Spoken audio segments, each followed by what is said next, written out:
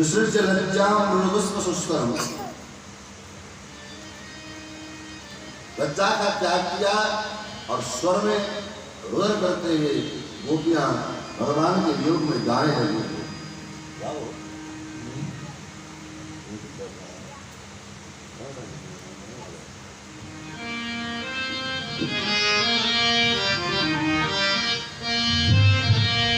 मत जा मत जा मत जा मत जा मथुरा, हो रे कन्हैया प्रभु तेरे मैया, हो रे कन्हैया प्रभु तेरे मैया। मत जा मत जा मत जा मथुरा, हो रे कन्हैया प्रभु तेरे मैया, हो रे कन्हैया प्रभु तेरे मैया।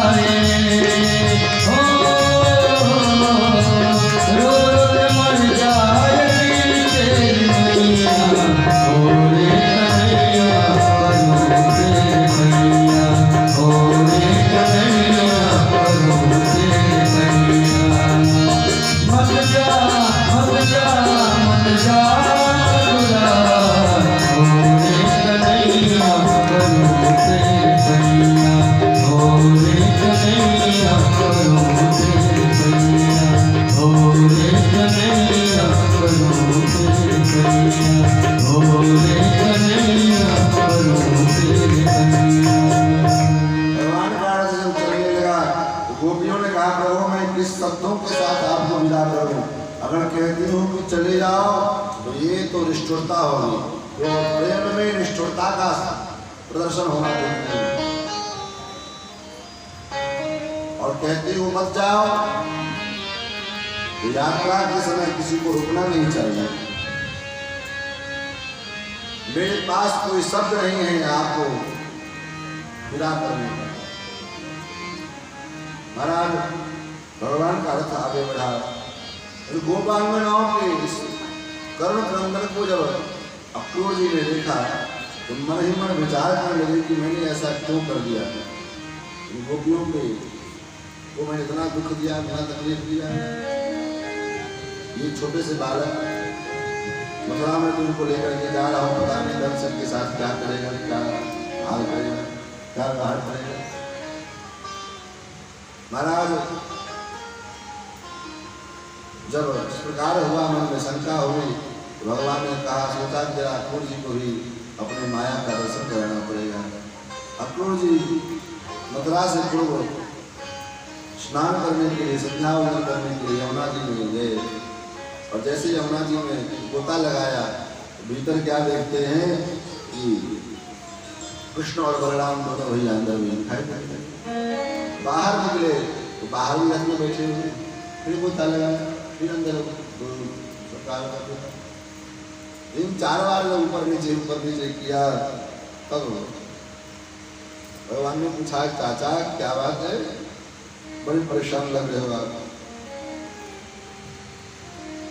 अक्रूर जी ने कहा प्रभु परेशान अब तक था, अब मेरी परेशानी दूर हो गई। मानो संकेत क्या है, जब तक हम भगवान के चरणारविंद से दूर रहते तब तक परेशानी रहती है। तो ब्रह्मा जी ने स्तुति में कहा तावद रागादयस तावतेन तावद कारागृहं गृहम् तावत ये राग द्वेष आदि हमारे हृदय में है, तब तक ये का संसार कारागृह में हम पड़े हुए हैं। यावन मोहम ऋण तावन मोहम ऋण, तब तक ये मोह का जाल मेरे अंदर में बैठा है। यावत कृष्ण के जना, जब तक हम कृष्ण को नहीं जाने हैं तब तक ये सब सारा चक्कर लगा हुआ है। जिस दिन हम भगवान को जाने जाएंगे उस दिन ऑटोमेटिक ये सारा झंझट सारा जाल समाप्त हो जाएगा। महाराज अक्रूर जी कहते महाराज प्रभु मैं अब तक जो है झंझट में था, सोच में था, टेंशन में था, लेकिन अब मैं टेंशन फ्री हो गया हूँ। इसलिए टेंशन फ्री हो गए हो। हम निश्चिंत कब होते हैं, शांति कब प्राप्त करते हैं, जब विश्राम मिलता है। और विश्राम कहाँ मिलेगा, तो विश्राम जब भी मिलेगा तब राम जी के चरणों में मिलेगा, अन्यथा अन्यत्र कहीं भी आप भटकते रहो भटकते रहो भटकते रहो। भगवान के चरणारविंद से छूटने के बाद गंगा जी को विश्राम नहीं मिलता है, चाहे दिन रात बहती जा रही। चरणों से निकली तो बस बहना भव प्रवाह में बहने लगी। भगवान से अलग होने के बाद सूर्य चंद्रमा को जब जहाँ शांति नहीं मिलती है वो भी बेचारे घूम रहे हैं, चक्कर लगा रहे हैं। तो हम आप तो साधारण मनुष्य हैं, हम लोग को कहाँ से शांति मिलेगी। तो महाराज अक्रूर जी ने भगवान के स्वरूप को समझा, फिर तो भगवान को लेकर के मथुरा में आए हैं और मथुरा में बहुत सारी लीलाएं की भगवान। सायंकाल को अपने सखाओं के साथ घूमने के लिए भगवान जाते हैं और रास्ते में भगवान को एक धोबी से मुलाकात होती है। भगवान ने धोबी का वध किया है। उसके बाद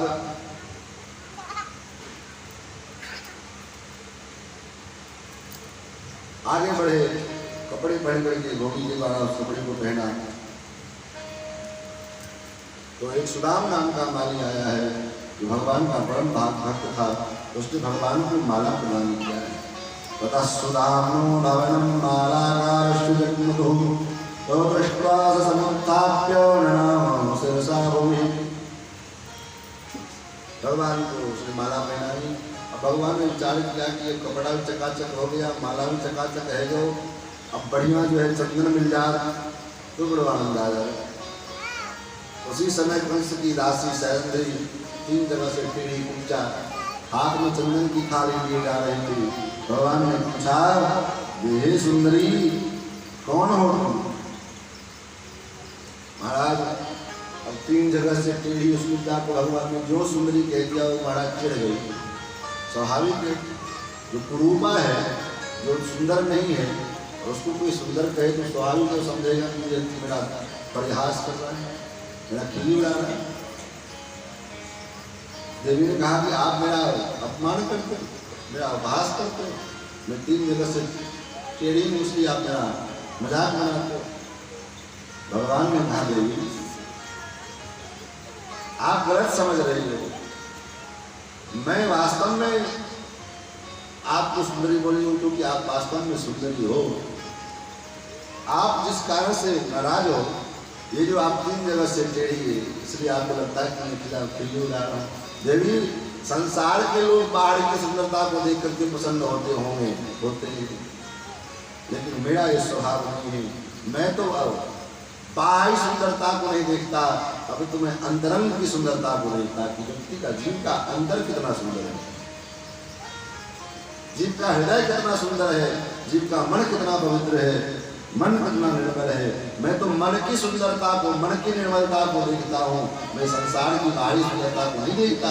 और रही बात है आपकी बाहरी सुंदरता की, तो महाराज आप चिंता मत करो, भगवान ने आप ये मुझे चंदन दे दो। उस सैंद्री ने कहा महाराज मैं चंदन तो आपको दूंगी, लेकिन ऐसे नहीं दूंगी। तब कैसे दोगे? तो चंदन सहित चंदनवारी सहित ले चंदन यदुनंदन। हे यदुनंदन, जब तक आप उस चंदनवारी को स्वीकार नहीं करोगे तब तक मैं चंदन नहीं दूंगी। फिर तो भगवान ने कहा ठीक है, फिर शैलेंद्री ने भगवान को तिलक लगाया और उसके बाद भगवान ने क्या किया, उसके दोनों चरणों के ऊपर में अपने अंगूठे को रखा और अपना एक हाथ उसके पीठ पर लगाया और एक हाथ से दोनों उंगली की डंडी लेकर के नीचे में, और भगवान ने जोर का खट से झटका दिया। 3 जगह से पिंडी वो 16 वर्ष की सुंदरी बन गई। और जब सुंदरी बन गई तो महाराज भगवान के सामने नृत्य करने लगे। दासस्त्यहं सुंदरकं सुषमदां कृष्णाम हिरवेद कर्म। भगवान के सामने नृत्य करने लगे। मुकुंद स्पर्शनात् सद्यो बभूव प्रमदोत्तमा। भगवान के स्पर्श को प्राप्त करते ही ततो रूप गुणोदार्य संपन्न प्राकेशवम। जो भगवान रूप और गुण के जिसकी उदारता बड़ी हुई है, ऐसे भगवान का जब दर्शन किया, स्पर्श प्राप्त किया, महाराज गदगद हो गई। और उसके बाद भगवान ने उनसे कहा कि तुम चिंता मत करो, मैं भी तुम्हारी मनोकामना पूरा करूंगा, अभी लेकिन नहीं, बाद में मैं तुम्हारी यहाँ आऊंगा।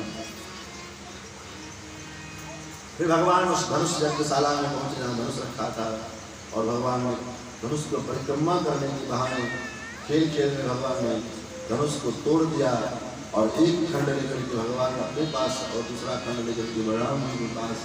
धनुष को वरदान था, धनुष के पास धनुष वही ऐसी इसीलिए था कि जो इस धनुष को तोड़ देगा उसके हाथ में धनुष की मृत्यु होनी थी। अब तो कंस घबरा गया कि अब क्या होगा।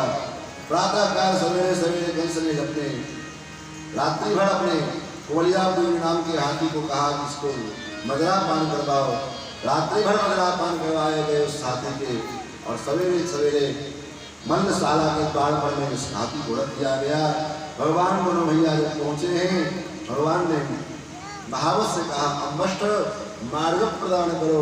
अम्बष्ट ने कहा मार्ग नहीं दूंगा, क्या कर लोगे। भगवान ने कहा अगर मार्ग नहीं दोगे नोचे संगरम प्रात्यम नयाम यम साधनम। अगर मार्ग नहीं दोगे तो हाथी के से तुमको लोग भेज दूंगा, यमपुरी भेज दूंगा।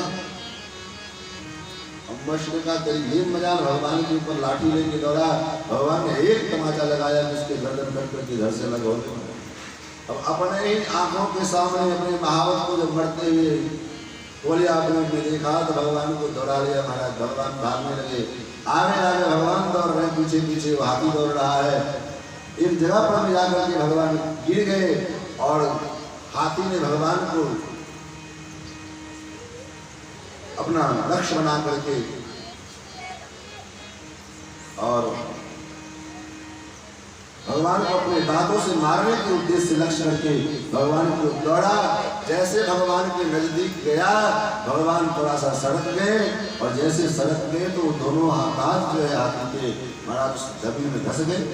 और जब जमीन में धस गए तो भगवान चक्कर से पीछे दौड़ करके गए और उसकी पूंछ को पकड़ के ठाकुर जी पीछे घसीटने लगे।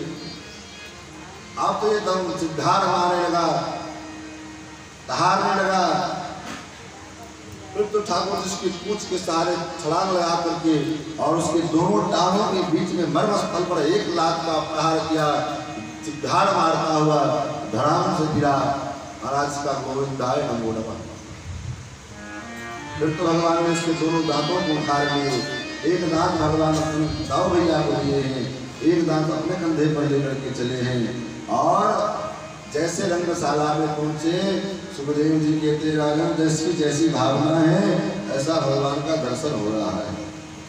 कैसा किसके दर्शन हो रहा है। सुखदेव जी कहते मल्लानाम समिर्णाम नरस्त्रीमान स्मरो मूर्तिमान। बड़े बड़े जो मल्ल हैं, पहलवान हैं, उनको लगता है कि साक्षात कोई पहाड़ आ रहा है।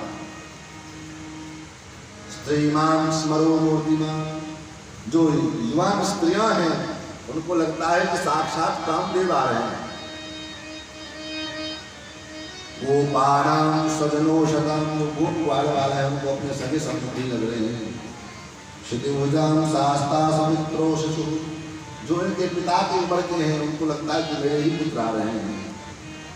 और कंस को क्या लगता है, बोले मृत्युर्भोजपते, कंस को लगता है कि साक्षात मेरा काल आ रहा है। तत्वम परम योगिनाम, जो बड़े बड़े तत्व के योगी लोग हैं, उनको परम तत्व का अनुभव हो रहा है। जिसका जैसा दृश्य दर्शन करने का नजर वैसे उनका दर्शन हो रहा है। जैसे गोस्वामी जी महाराज रामावतार में भगवान जनकपुर में पहुंचे मिथिला में, महाराज ठाकुर जी की दिव्य सौंदर्य माधुर्य लावण्य को जब देखा तो सबकी भावनाएं अपने अपने हिसाब से बदलने लगी। ठाकुर जी का सौंदर्य ही ऐसा है, स्वरूप ही ऐसा है। कैसा स्वरूप है? हमारे अयोध्या के परम संत श्री राम हर्षदास जी महाराज बड़े रसिक संत थे। उन्होंने भगवान के दिव्य सौंदर्य का वर्णन किया है।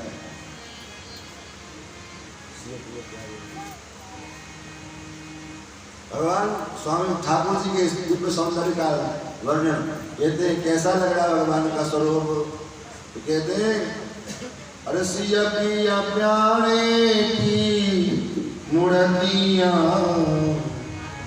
मन को मोहाए जाए रे, सिया पिया प्यारे की मूर्तियां मन को मोहाए जाए रे, सिया पिया प्यारे की मूर्तियां मन को मोहाए जाए रे,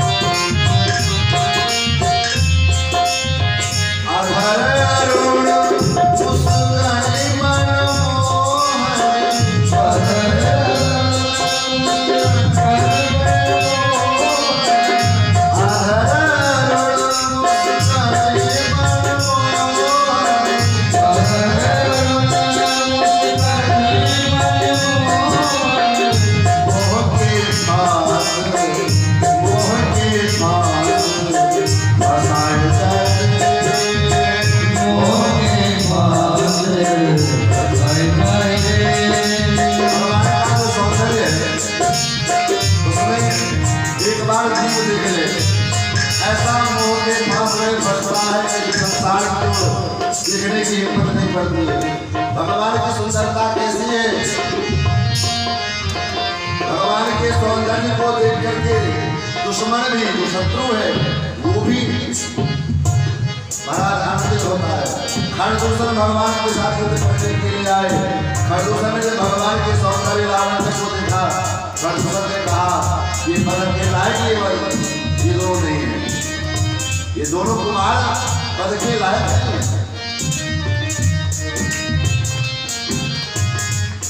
शूर्पणखा रावण के पास में गई है। रावण ने पूछा वो कैसे हैं? वे महाराज क्या करें कैसे, मुख से वर्णन नहीं किया जा सकता है। आधार अरुण मुस्काने मनमोहनी, आधार अरुण मुस्काने मनमोहनी, मोह के पास सहाय करे, मोह के पास सहाय करे,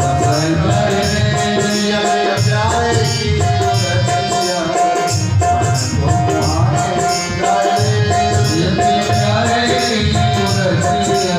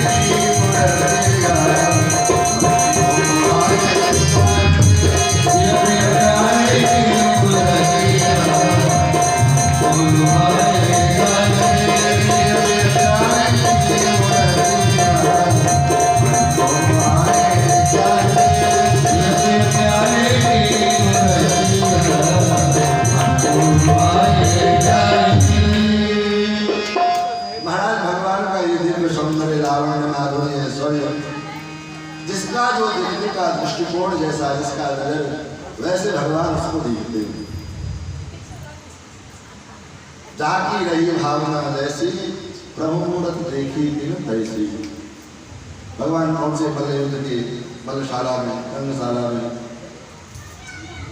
कंस ने कहा मैं तुम्हारी वीरता के विषय में बहुत सुना हूँ,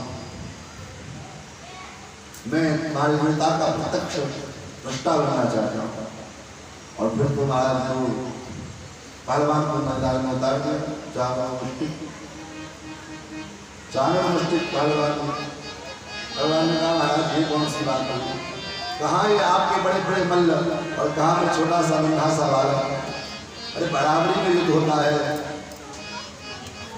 युद्ध तो बराबरी में होता है, मैं इनके साथ कैसे युद्ध करूं। तो चाणूर ने कहा मैं तुमको अच्छी तरह से जानता हूं, न बालो न किशोरस्तुम, न तुम बालक हो न किशोर हो, बरस्तुम बलिराम बरह, तुम बड़े बड़े बलशालियों के भी बड़ हो, आओ मेरे साथ युद्ध करो। भगवान ने कहा तो ठीक है, ये था मां प्रपद्यन्ते कहां तथैव भजाम्य, तुमको लगता है कि मैं बलशाली हूँ तो मैं ठीक है, चलो मेरे साथ। फिर तो भगवान ने चाणूर के साथ बलदाव भैया मुष्टिक के साथ और हाथ से हाथ मिलाया, पंजे से पंजा मिलाया, छाती से छाती टकराई, मस्तक से मस्तक टकराया और महाराज वो घमासानी मल्ल युद्ध चला, कुश्ती दंगल महाराज। कुछ देर के बाद भगवान ने क्या किया, चाणूर के पैर को पकड़ा और उठा करके और चारों तरफ आकाश दिशा में घुमा करके